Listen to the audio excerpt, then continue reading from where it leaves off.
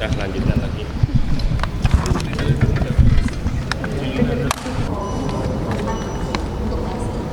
Ya operasinya ya kalau PSI Pak Anwar nggak boleh Pak Hakim. Kalau Pak masih setuju. Cuman pemeriksaan ini Dengan PHPU Pileg hari ini kan digelar 3 sesi dan 3 panel. Itu mekanismenya akan seperti apa? mekanismenya yang pasti kan perkara 297 sudah dibagi-bagi per panel. Ada panel 1 103, panel 2 97, panel 3 97. MK menyidangkan itu seperti halnya nomor perkaranya.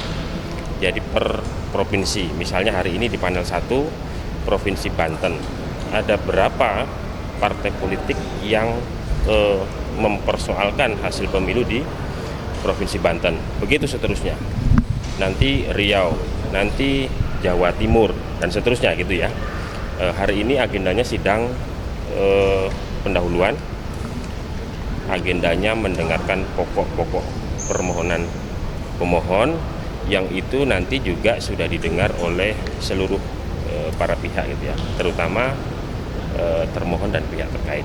Baru nanti setelah ini sidang pendahuluan selesai, maka kesempatan bagi termohon untuk menyampaikan jawaban termohon, nanti kesempatan pihak terkait untuk menyampaikan keterangan pihak terkait, Bawaslu, baru pembuktian. Tapi kalau untuk komposisi majelis hakimnya nih Mas, kan kita tahu kemarin Pak Anwar Usman juga sudah ada putusan bahwa tidak boleh menyidangkan perkara-perkara tertentu. Ada Pak Arsul Sani yang juga dekat dengan P3. Nanti mekanisme soal penentuan majelis hakim di masing-masing panel seperti apa? Sudah ditentukan, bahkan tadi sudah diberi contoh kan. Yang pasti untuk Hakim Konstitusi Anwar Usman itu sesuai putusan MK kan tidak boleh ikut mengadili perkara perselisihan hasil pileg yang potensial mengandung konflik kepentingan dengan beliau. Dalam konteks ini pemohon yang itu adalah PSI, gitu kan, konflik kepentingannya di situ. Dan kita dalam manajemen distribusi perkara kemarin sudah menghindarkan Hakim Konstitusi Anwar Usman untuk tidak memeriksa pemohon yang itu adalah PSI.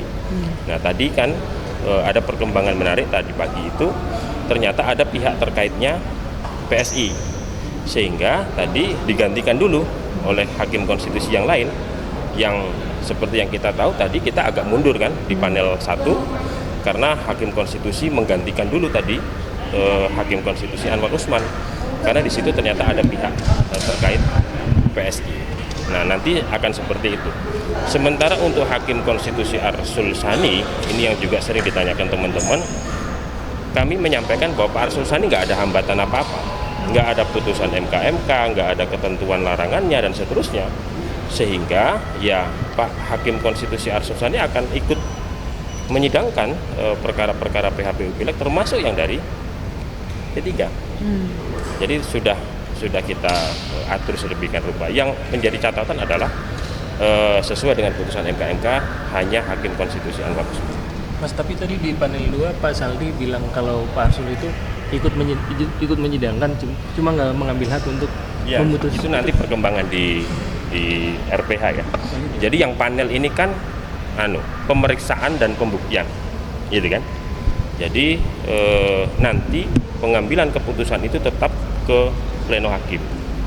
Jadi semua panel akan melaporkan kepada pleno dalam hal pengambilan keputusan. Jadi teman-teman juga harus memahami bahwa yang panel ini hanya proses pemeriksaan sampai dengan pembuktian. Pengambilan keputusannya nanti tetap 9 hakim konstitusi. Bahwa tadi ada perkembangan seperti itu ya. Jadi tinggal 8 untuk. Ya. Mas, ini kan Pak Anwar Usman digantikan sementara oleh Hakim Konstitusi yang lainnya. Itu untuk semua sidang sengketa hasil Pileg 2024 ini atau gimana Mas mekanismenya? Ada PSI-nya. Kalau misalnya Nggak ada. Seperti sekarang ini kan lanjut ini. Jadi tadi pagi misalnya ternyata ada pihak terkait PSI di panelnya Pak Anwar Usman. Sekarang beliau tidak boleh, maka digantikan oleh Hakim Konstitusi yang lain. Begitu itu selesai, Pak Anwar Usman masuk, hakim konstitusi yang menggantikan kembali ke panelnya. Akan seperti itu terus. Oke, Mas, kalau soal pengamanan ini berbeda nggak sih dengan waktu PHPU Pilpres? Apakah misalnya pengamanan dari Polri ini dikurangi, dari TNI dikurangi, atau seperti apa?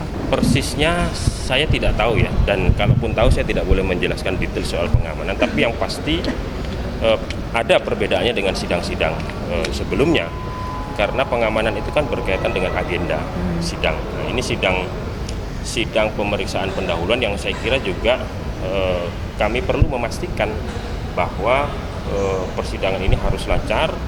Siapapun yang mengakses atau masuk ke gedung Mahkamah Konstitusi adalah para pihak yang kita panggil.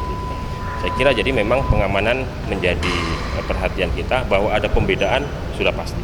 Mas Fajar, tadi kan Pak Saldi ada menjelaskan kalau misalnya Pak Arsul tetap menghadiri persidangan yang terkait P3 maupun pemohon atau pihak terkait, tapi tidak ikut memutus karena dikhawatirkan batas quorumnya tidak terpenuhi. Berarti memang kalau misalnya hakim panel ini mesti 3, tidak bisa 2 ya Mas? Ya, di dalam Undang-Undang Mahkamah Konstitusi itu panel itu terdiri sekurang-kurangnya dari 3 hakim konstitusi. Jadi kalau kurang dari 3 maka nggak bisa itu panel itu bersidang. Sama halnya sidang pleno. Sidang pleno itu sekurang-kurangnya itu 7 hakim konstitusi. Kalau kurang dari 7 maka tidak bisa mengambil keputusan. Apakah itu sidang terbuka ataukah itu RPH. Kurang dari 7 nggak bisa. Mas, terkait batas yang 7 tadi Mas, berarti terkait P3 kan tadi dijelaskan bahwa Pak Saldi mengatakan Pak Arsul tidak akan ikut memutus, berarti tidak akan menggunakan hak memutusnya dalam perkara yang terkait P3 maupun pihak terkait P3.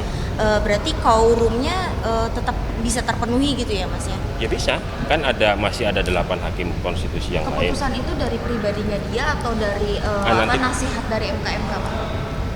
Itu keputusan RPH ya. Jadi memang hakim konstitusi Arsul Sani di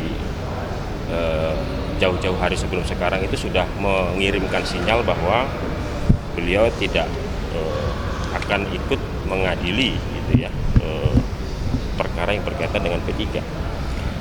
Tapi kemudian RPH memutuskan itu, ikut memeriksa, ikut mengadili, tapi nggak ikut mengambil keputusan seperti yang disampaikan Hakim Saldi Isra.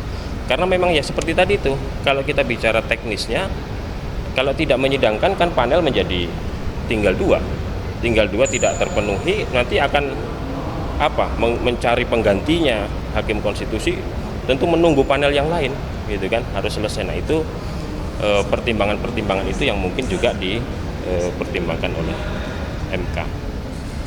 Oke, terima kasih Mas. Ya, oke ya. Terima kasih Mas. Tadi pakai inhaler Sakit sih enggak ya, biasa kan pakai inhaler biasa aja. Terima kasih ya. Iya.